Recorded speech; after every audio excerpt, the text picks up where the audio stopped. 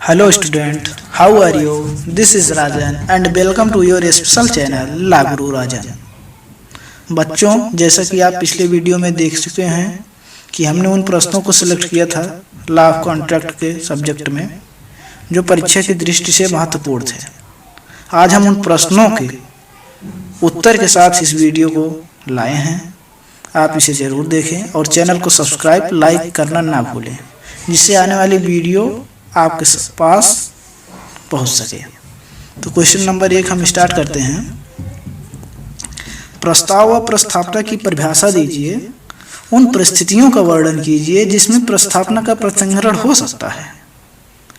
तो हम इसका आंसर लिखेंगे जैसे कि हमने आपको स्क्रीन पे शो कर रहे हैं, जिसमें आपको यह दिख रहा होगा कि हमने कैसे आंसर को सजाया हुआ है। ठीक इसी प्रकार आपको भी कॉपी में अपने लिखना है एग्जाम वाले। तो आपको पूरा नंबर एग्जामिनर देगा। तो हम आंसर बताते हैं। संविदा के निर्माण में पहला कदम प्रस्ताव करना होता है। सामान्यतः संविदा के लिए कम से कम 2 व्यक्ति होने चाहिए। एक व्यक्ति जो प्रस्ताव करे और एक दूसरा व्यक्ति जो हो वो प्रस्ताव को जिसे स्वीकार कर सके। प्रस्ताव शब्द की परिभाषा भारतीय संविदा अधिनियम 1872 की धारा 2 का में दी गई है, जो इस प्रकार है, जैसा कि आप देख रहे हैं स्क्रीन पे। इसे ऐसा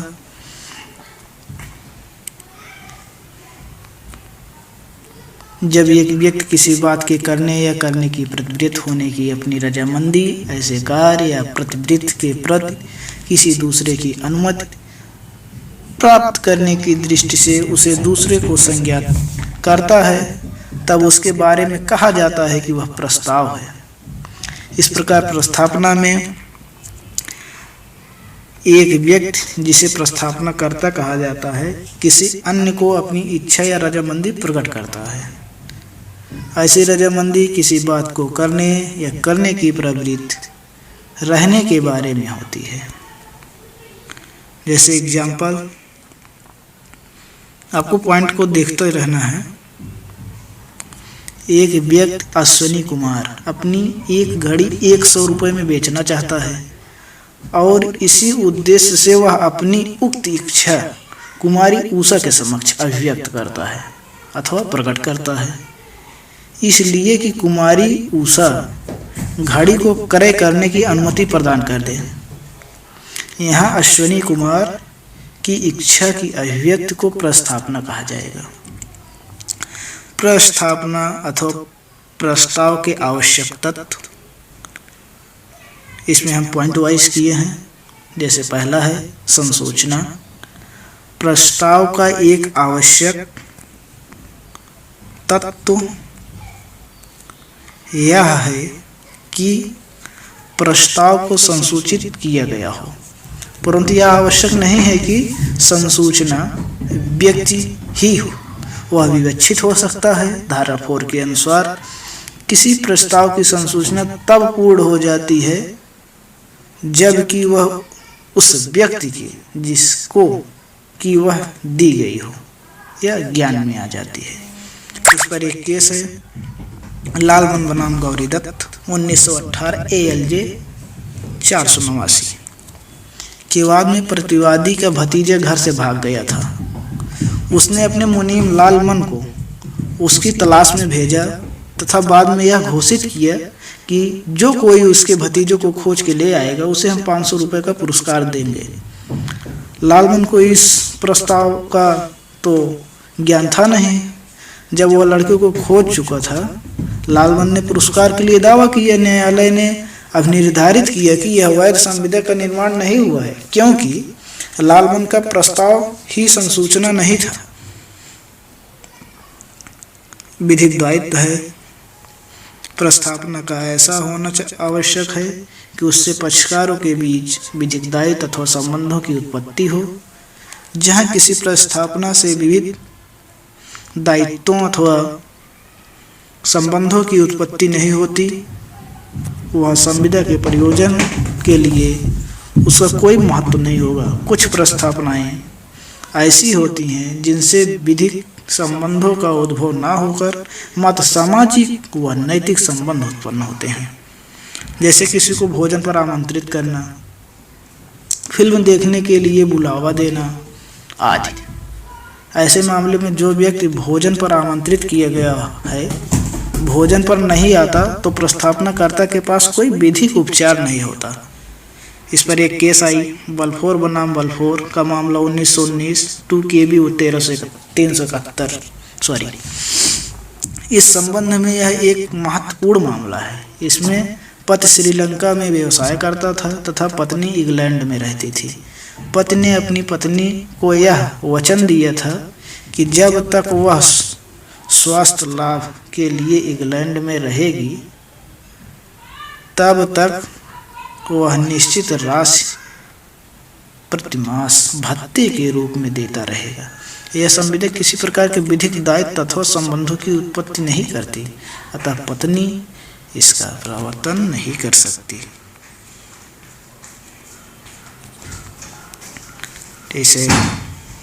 तीसरा पॉइंट निश्चितता।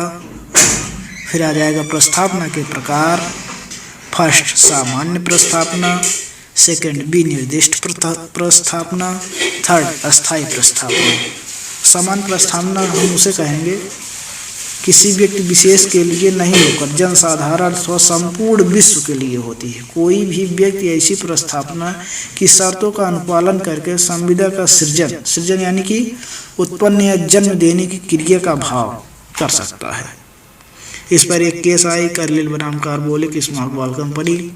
बच्चों, इस बात में एक कंपनी थी जो एक दवा का निर्माण की थी। दवा में निर्धारित किया कि जो इस दवा के नियमानुसार इस दवा का प्रयोग करेगा या खाएगा उसे इन्फ्लुएंजा नामक बीमारी नहीं होगी, और यदि किसी को हो गई तो उसके लिए हम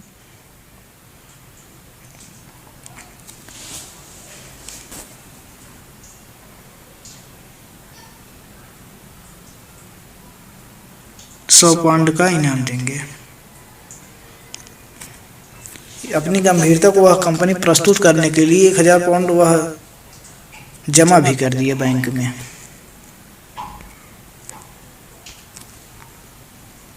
एक महिला ने उस दवा का निर्धारित निर्देशों के अनुसार सेवन किया, परंतु फिर भी उसे इन्फ्लुएंजा हो गया। वादी ने प्रतिवादी के विरुद्ध £1000 का इनाम पाने के लिए वाद किया। प्रतिवादी का कहना था कि उसने अपना विक्रय बढ़ाने के लिए विज्ञापन यूं ही निकाला था। वादी के साथ उसका कोई औपचारिक संबंध नहीं था और न ही वादी ने उसके प्रस्ताव को स्वीकार करने की संसूचना दी। लेकिन अंत में न्यायालय ने निर्णय क्या दिया? न्यायालय ने वादी के पक्ष में निर्णय देते हुए कहा कि £100 का इनाम पाने की अधिकारी वह है क्योंकि आपके निर्देशानुसार उसने उस दवा का सेवन किया है। सेकंड आ गया विनिर्दिष्ट प्रस्थापना। फिर इसका एग्जाम्पल सामान्य प्रस्थापना, विनिर्दिष्ट प्रस्थापना। फिर थर्ड आ जाएगा अस्थायी प्रस्थापना या निविदा।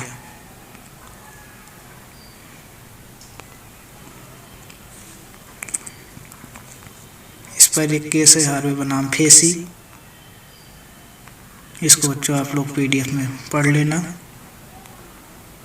नहीं तो हम ऐसे आपको समझाते हुए चलेंगे तो वीडियो बहुत लंबा हो जाएगा और आप लोग कहेंगे तो इस पर हम PDF बना के आप लोगों को सेंड कर देंगे, डिस्क्रिप्शन लिंक में दे देंगे। क्वेश्चन नंबर जो 2 है वो उसको देखिए आप लोग। प्रतिफल के बिना करार शून्य है, व्याख्या कीजिए। इसके अपवादों यदि कोई हो तो उसका भी वर्णन कीजिए। प्रतिफल अकॉर्डिंग टू पोलक के अनुसार किसी पक्षकार द्वारा कोई कार्य करने या करने से प्रवृत्त रहना या ऐसा कोई कार्य करने या प्रवृत्त रहने का वचन देना ही वह मूल्य है जिसके बदले में दूसरे पक्षकार के वचन का क्रय किया जाता है और ऐसा वचन परिवर्तनीय होता है। प्रतिफल के जो अपवाद हैं, एक्सेशन ऑफ कंसिडरेशन, वचन प्रस्थापना प्रतिग्रहण एवं प्रतिफल से मिलकर बनता है। जो वचन होता है बच्चों, वो प्रस्थापना प्रतिग्रहण एवं प्रतिफल से मिलकर बनता है। ऐसा कोई करार विधिमान संविदा का रूप धारण नहीं कर सकता जिसमें प्रतिफल का अभाव हो। प्रतिफल संविदा का महत्वपूर्ण एक आवश्यक अंग माना जाता है। प्रतिफल के बिना किया गया करार शून्य होता है। वस्तुतः किसी संव्यवहार को हम तब तक करार की संज्ञा नहीं दे सकते जब तक कि प्रस्थापना और प्रतिग्रहण के साथ साथ उसमें प्रतिफल नहीं हो।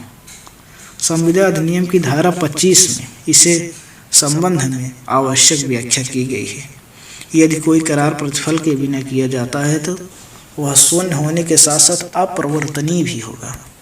इस पर एक केस आया, अवंती कोऑपरेटिव हाउसिंग सोसाइटी बनाम मनोहर AIR 2012 छत्तीसगढ़ 146 के मामले में छत्तीसगढ़ उच्च न्यायालय द्वारा यह निर्धारित किया गया कि प्रतिफल के अभाव में किए गए करार शून्य होते हैं। Agreement without consideration is wide under section 25 इस कॉन्ट्रैक्ट एक्ट। उदाहरण, मानो A B को बिना किसी प्रतिफल के 1000 रुपये देने के वचन देता है, यह करार शून्य है। एक्सेप्शन, इसे हिंदी में कहते हैं अपवाद। इस सामान्य नियम के कि प्रतिफल के बिना किए गए करार शून्य होता है कि कतिपय अपवाद हैं जो कि भारतीय संविदा अधिनियम की धारा 25 में दिए गए हैं। जैसा कि आप देख रहे हैं, हमने पॉइंट वाइज इसको लिखा गया है। इसमें प्राकृतिक प्रेम तथा स्नेह, इसके पॉइंट जो बने हैं। रजिस्ट्रीकृत संविदा और उसका प्रवर्तन किया जा सकता है। नैसर्गिक प्रेम और स्नेह के कारण किए गया लिखित, ऐसे ऐसे इस पर एक केस आया। फिर राजलक्ष्मी देवी वर्सेस भूतनाथ मुखर्जी। इस मामले में पत्नी रजिस्ट्रीकृत करार द्वारा अपनी पत्नी को कुछ निश्चित धन गुजारे के लिए देने का वचन दिया। करार के बजाय प्रेम तथा स्नेह के उनके मध्य झगड़े आदि का वर्णन था। उसमें करार के बजाय वो लोग अपने झगड़े का वर्णन किए थे। उसमें पत्नी ने लिखा था कि चूँकि कुछ कारणों से तुम्हारा मेरे साथ रहना कठिन हो गया है, इसलिए मैं इस करारनामे द्वारा तुम्हें गुजारा देने का करार करता हूँ। ऐसे ऐसे पूरा केसेस हुआ। फिर स्वेच्छा से किए गए कार्य की क्षतिपूर्ति करने की प्रतिज्ञा।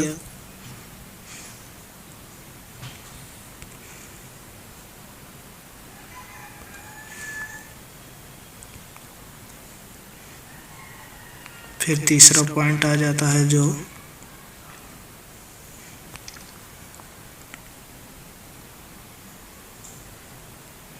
वो है अवधिबाधित ऋण का संदाय करने की प्रतिज्ञा। धारा 25 क्लास 3 में ऋणी ऐसे ऋण का जो परिसीमा विधि द्वारा अवधि बाधित हो चुका हो, पूर्णता या भागता संदाय करने की लिखित करार करता है तो ऐसे करार विधि मान्य होगा। यह सिद्धांत इस नियम पर आधारित है कि अवधि बाधित ऋण एक अच्छा प्रतिफल है, क्योंकि उपचार समाप्त हो जाने पर भी ऋण समाप्त नहीं होता। इसमें पॉइंट हमने बनाया है का, खा, गा, फिर एजेंसी आ गया। संविदा अधिनियम की धारा 185 में एक और अपवाद का उल्लेख किया गया है, जिसके अनुसार एजेंसी उत्पन्न करने के लिए किसी भी प्रकार का प्रतिफल की आवश्यकता नहीं होती है। क्वेश्चन नंबर 3,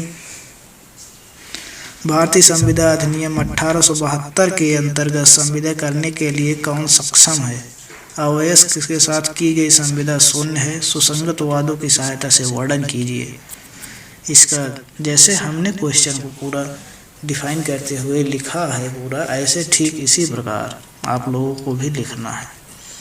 अवयस्क का करार, माइनर एग्रीमेंट। संविदा करने के लिए किसी व्यक्ति का प्रथम सक्षमता उसका प्राप्त वय अर्थात वयस्क होना चाहिए। प्राप्त वयता या वयस्कता का अभिनिश्चित उस व्यक्ति के अधिवास की विधि द्वारा किया जाता है।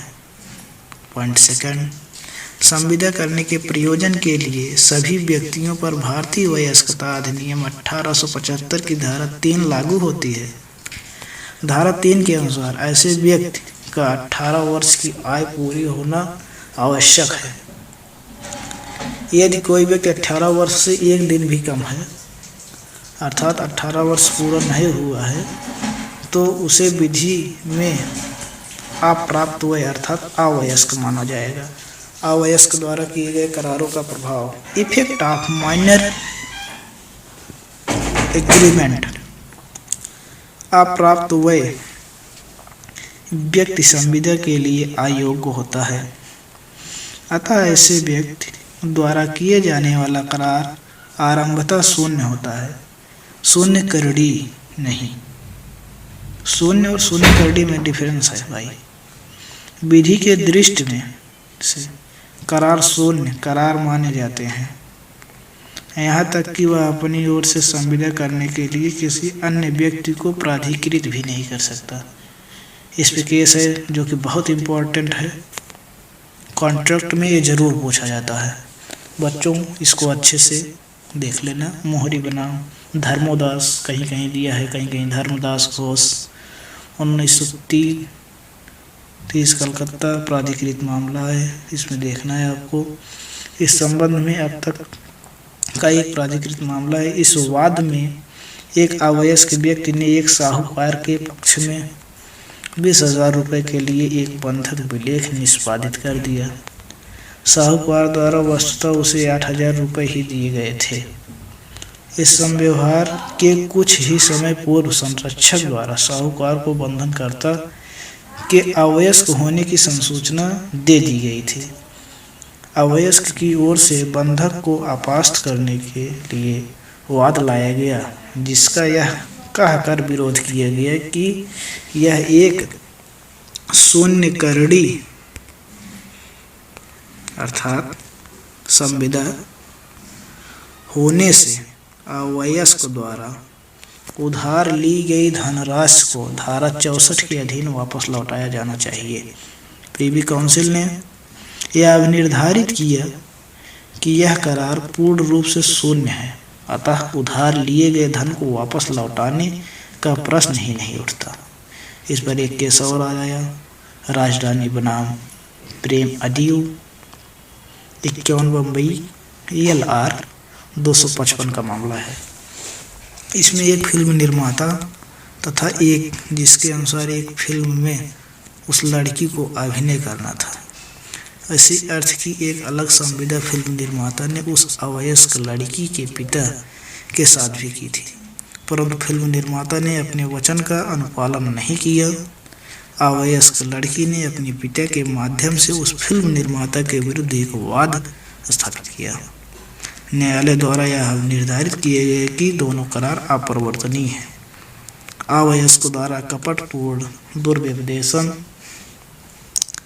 तथा उसका प्रभाव, अवयस्क की संविदा प्रारंभतः शून्य होती है, अतः यदि अवयस्क द्वारा किसी से भी कपटपूर्ण तरीके से संविदा की जाती है तो भी वह संविदा प्रवर्तनीय नहीं है। मोहरी भी बनाम धर्मदास के मामले में तो अभी आपने देखा क्या हुआ, वही अवयस्क का मामला था।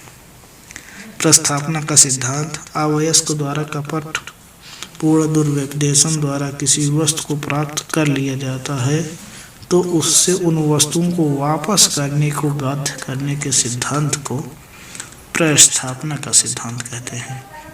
इसमें एक केस आया, लेजली बनाम सील 1914 3 के 600 वाद में निर्धारित किया गया कि यदि अवयस्क ने मिथ्या व्यवदेशन के द्वारा कोई संपत्ति प्राप्त की है और उसे पहचाना जा सकता है तो उसे संपत्ति को लौटाने के लिए बाध्य किया जा सकता है। यदि संपत्ति को पहचाना नहीं जा सकता तो लौटाने को बाध्य नहीं किया जा सकता। अयोध्या बनाम चंद्रलाल AIR 1937 AD 610 के बाद में उक्त सिद्धांत को ही सही बताते हुए इस सिद्धांत को भारत में लागू किया गया। अनुसमर्थन अवयस्क द्वारा की गई संविदा प्रारंभतः शून्य होती है, अतः अवयस्क हो जाने के बाद भी वह व्यक्ति उसका अनुसमर्थन नहीं कर सकता। परंतु यदि अवयस्क द्वारा कोई समव्यवहार उसकी अवयस्कता में अपूर्ण रह जाता है तथा उसे वयस्क होने पर पूर्ण करता है, तो वह पूरे समव्यवहार के लिए उत्तरदायी होगा। अवयस्क को समुदाय की आवश्यक वस्तुएं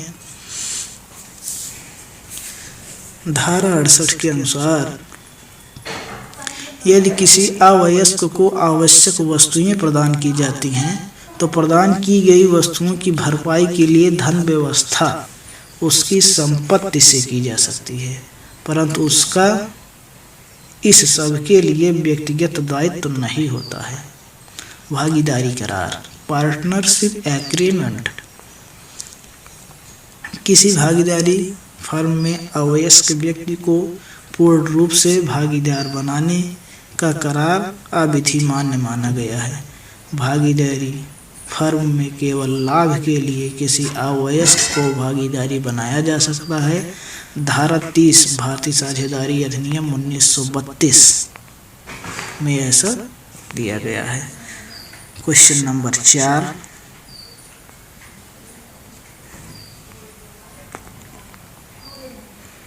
बच्चों हमने उन क्वेश्चनों को सिलेक्ट किया है, जैसा कि आपको पिछली वीडियो में हमने क्वेश्चन ही दिखाया था, सॉल्यूशन के साथ हमने इस वीडियो को लाया क्योंकि ये क्वेश्चन बहुत ही महत्वपूर्ण है।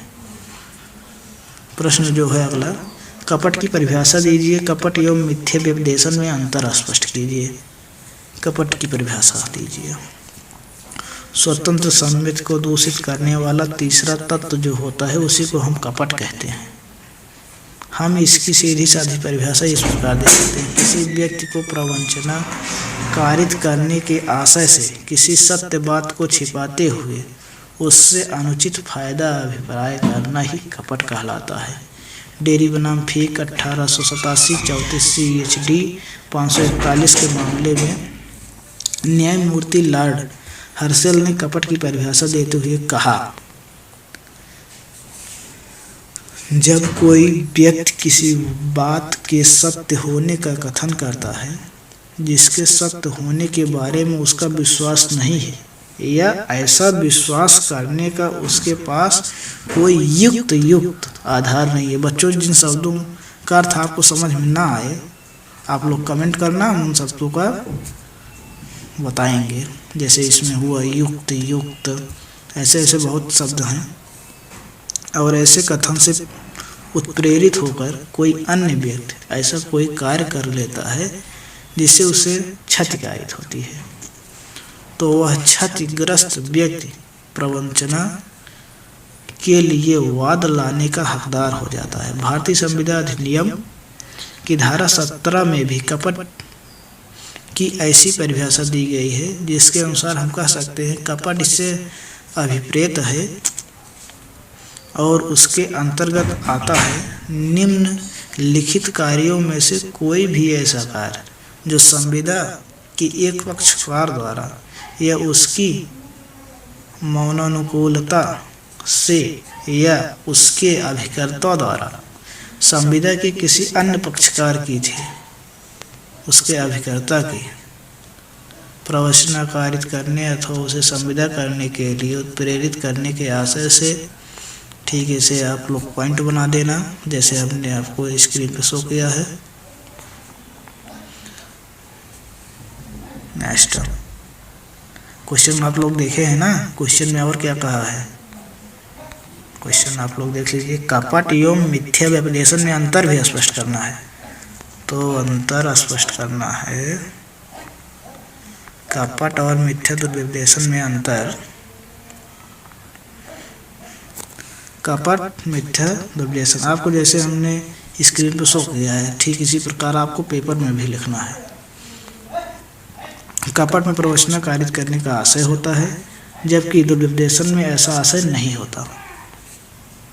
कपट से प्रेरित संविदा को भंग किया जा सकता है एवं पीड़ित पक्षकार क्षतिपूर्ति करने का हकदार होता है, जबकि दुर्व्यपदेशन में से प्रेरित संविदाओं को केवल भंग किया जा सकता है, क्षतिपूर्ति प्राप्त नहीं की जा सकती। समझ में आ रहा है ना बच्चों? कपट में क्षतिपूर्ति को आप प्राप्त कर दिया जा सकता है, लेकिन मिथ्या दुर्व्यवदेशन में प्राप्त नहीं किया जा सकता।